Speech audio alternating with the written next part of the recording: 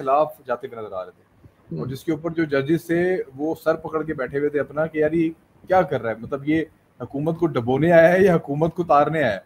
तो लग ये रहा था कि बाबर अबान, खैर जरदारी साहब की कोई डोरे वोरे हैं उनके हाथ में अभी तक, और वो होता है ना कि आपको पता है हाउस ऑफ कार्ड्स के अंदर अपने बंदे डालकर किसी पार्टी में और उनको खुडे लाइन लगाने के लिए इस्तेमाल किए जाते हैं। तो मे भी हो सकता है कि बाबर अवान वो किरदार अदा कर रहे हो, क्योंकि बड़ा अरसा पीपल्स पार्टी में रहे हैं और बड़ी नवाजिशें हैं जरदारी की बाबर अवान के ऊपर। खैर ये आने वाला वक्त बताएगा। बट आफ्टर ऑल जो दो बातें आज चीफ जस्टिस ने की, नंबर वन वो ये की उन्होंने कि लग ऐसा रहा था कि अदम एतमाद कामयाब होने जा रही थी, और एन वक्त पर अदम एतमाद पर रूलिंग ला के उसको नाकाम बनाने की कोशिश की गई। और नंबर टू उन्होंने ये बात की कि आर्टिकल 9 लग गया, उन्होंने मतलब चीफ जस्टिस ने ये बात की कि इस बात के ऊपर वो मुत्तफिक थे कि 95 आर्टिकल 95 की खिलाफ वर्जी हुई है, और ये इसमें ये केस जो बन रहा है उन्होंने बकायदा इसमें ये बात की। और मैं आपको शायद वो पूरे रिमार्क्स आपको मैं पढ़ के बता देता हूँ कि ताकि सुनने वाले भी ये चीज़ें। उन्होंने कहा कि मौजूदा केस में आइन के आर्टिकल 95 की खिलाफ वर्जी की गई है। ये चीज़ जस्टिस पाकिस्तान ने कहा है, जब तक आइन की खिलाफ वर्जी हो तो अदालत मामला मतलब जब आइन की खिलाफ वर्जी हो तो अदालत मामला देख सकती है। ये एक ऐसा चीज़ थी। स्पीकर रोलिंग हाउस खत्म कर सकता है, लेकिन सदर पाकिस्तान के वकील ने ये बात की, लेकिन उन्होंने तो पूरा हाउस ही खत्म कर दिया। मतलब रोलिंग को हाउस खत्म कर सकता है अगर कोई रोलिंग ऐसी हो तो। उन्होंने कहा कि जो करारदाद कामयाब हो सकती थी उसको आखिरी वक्त में मुस्तरद कर दिया गया, ये एक ऐसी बात थी।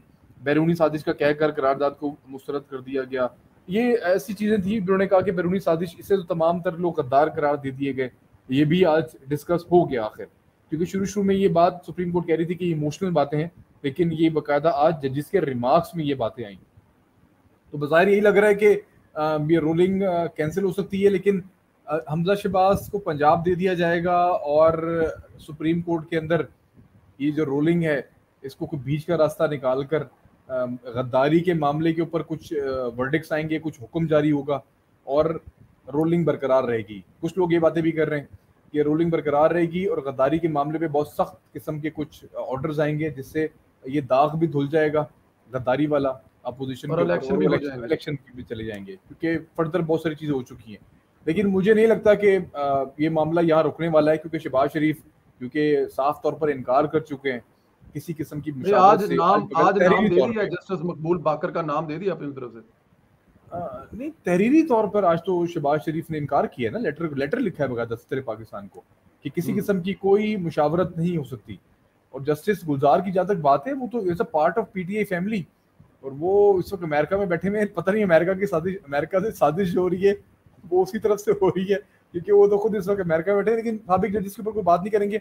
जहाँ तक आपने बात की आज की रूलिंग की सुप्रीम कोर्ट में, तो मुस्बत थी, और जो मेन वजह थी आज माजरत की गई चीफ जस्टिस की जानिब से, और शायद हम उनको ये बेनिफिट ऑफ डाउट दे देते हैं कि ठीक है, जो लोग शायद इतराज़ कर रहे थे कि सुप्रीम कोर्ट ये फैसला तो कर सकती है कि पंजाब में समोसे की कीमत 6 रुपये मुकर्रर की जाए, लेकिन वो ये फैसला नहीं दे सकती कि आइन क्यों तोड़ा गया इस मुल्क के अंदर।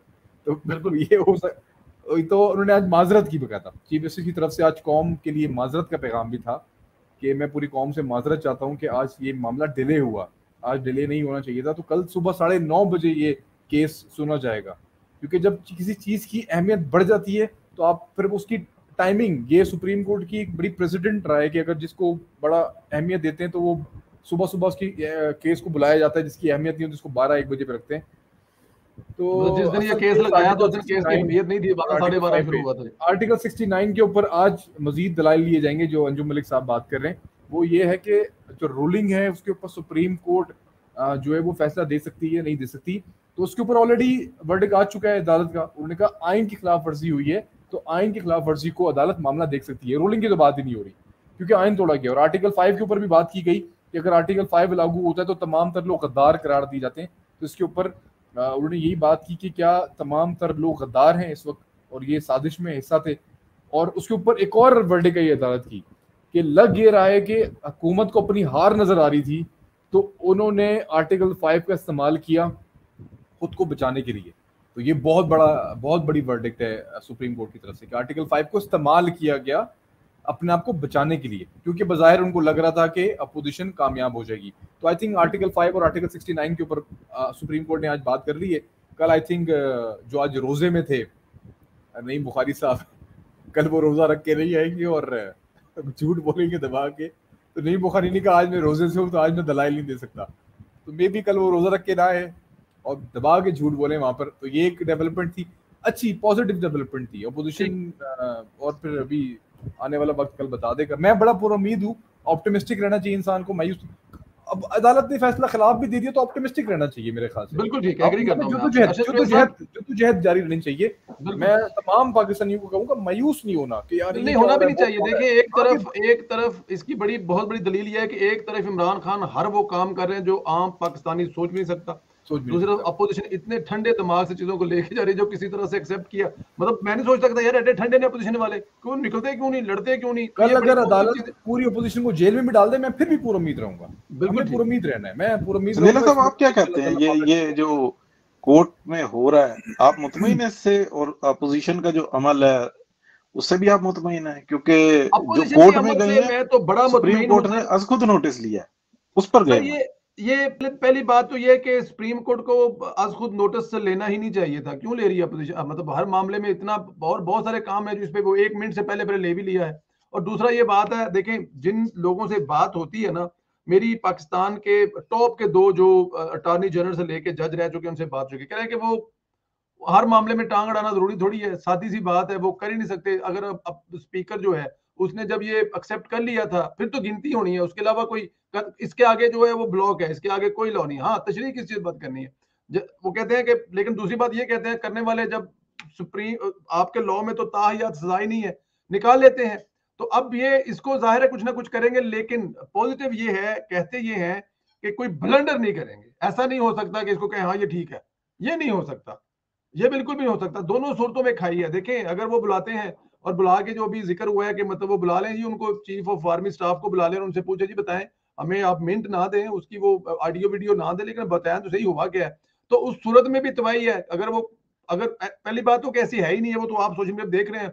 वो बैरिस्टर वो अभी जिनका जिक्र आप खुद कर रहे थे, अमेरिकन वाले जो हमें इतनी अमदाद दे रहे हैं, और उसके अलावा जो वहां पर एम्बेसडर थे वो ब्रुसेल भेजे गए, तो सारी गड़बड़ है, इसमें कुछ नहीं है। तो पॉजिटिव है, जो टाइम ले रही है अदालत, जाहिर है अदालत की जिम्मेदारी है, बहुत ज्यादा जिम्मेदारी है।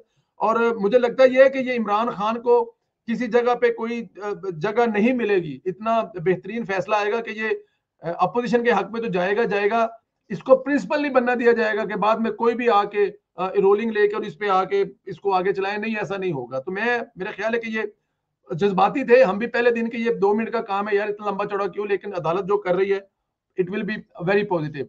अच्छा साहब, ये प्रोग्राम में सिर्फ 3-4 मिनट का रोजा खुलना है, टीएलपी किधर है आज का? कोई नामो निशान नहीं है सर।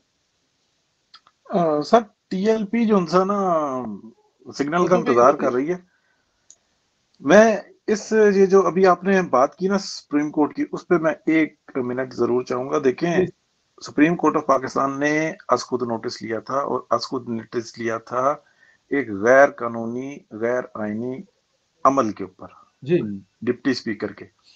उसको चाहिए था कि उसका फर्ज था कि वो फौरी तौर पर बताता ये जो एक्शन लिया गया ये नॉर्मल नहीं है, ये आइन के खिलाफ है, आर्टिकल 5 यहाँ पर नहीं लगता, और इस अमल को आज के दिन में ही पूरा करो।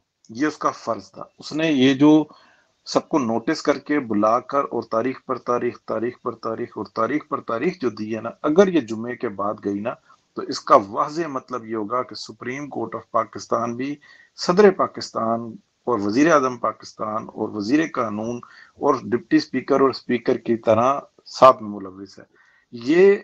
ये सारी सुप्रीम कोर्ट ऑफ पाकिस्तान के कोर्ट में बहुत चलेगी है।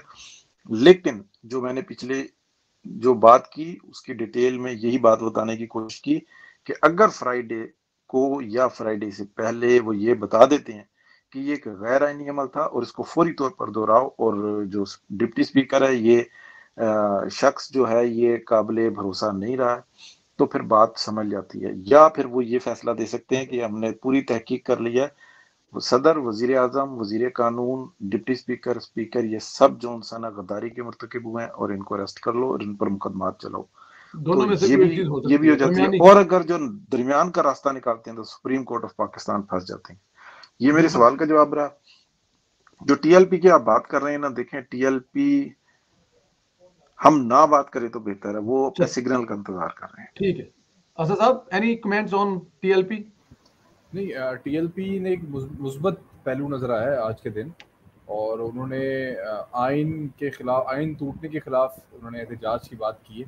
उन्होंने अपना एहतजाज रिकॉर्ड करवाया बकायदा वीडियो पैगाम में, और उन्होंने कहा कि जो आइन की वायलेशन हुई है कौमी असम्बली के अंदर, हम इसके खिलाफ हैं, और उन्होंने धरना देने की भी आगे ऑप्शन पे गौर किया उन्होंने। और उन्होंने कहा जो पाकिस्तान अपोजिशन का साथ दिया है बज़ाहिर उन्होंने, इनडायरेक्टली या डायरेक्टली, उन्होंने कहा कि आइन की खिलाफ वर्जी, इसको तो माने हैं वो कि कौमी असम्बली के अंदर आइन की खिलाफ वर्जी हुई है, और उसको ऊपर उन्होंने एहतजाज का भी ऐलान का, आइंदा लाहमल की बात की उन्होंने। तो इस पर एक और भी बात कर सकते हैं आपके पिंडी 11 ने जो है वो पेशावर 11 के खिलाफ अपने खतरनाक तरीन प्लेयर जो है मैदान में उतार दिए हैं। तो बाकी आप खुद समझदार हैं। ये कमेंट क्या ये नहीं, बुखारी कल बगैर रोजे के झूठ बोलेगा। हाँ, नहीं, उसके बाद वो इमरान खान ने ये तारक शेख साहब का है जी। मैंने आई डोंट नो, मुझे नहीं करना चाहिए था, लेकिन मुझे क्लिक हो गया, मुझे मैंने वापस रोल्स कर लिया था, बट आपने कहा मैंने फिर दोबारा लगा दिया। ये सही तारिक से मेरे को इसकी वीडियो वगैरह पे लिंक सेंड करें, कब का उसने बहन की वीडियो कैसे आ सकती है सर? ये तो अंदरूनी मामला है, कैसी बात कर रहे हैं सर? वो जज्बात में कह दिया होगा, घबराहट में आजकल वो बहुत परेशान है, और वो शायद घबराहट में कह दिया होगा। तारक शेख साहब नहीं, इमरान खान ने घबराहट। अच्छा, इमरान खान साहब। मैं कहता तारक शेख साहब का दी घबराहट, उनकी तो अभी बर्थडे गुजरी है। चलिए जी, अच्छा साहब, अपने हमारे पास भी रोजा खुलने का टाइम हो गया, और आपके पास भी यकीनन जी बिल्कुल रोजा शदीद है। अपना बहुत ज्यादा ख्याल रखें जी। मैं बल्कि ये अपना अल्लाह ताला की ज़ात जिंदगी सेहत दे जी, सलामत रहे, खुश रहे।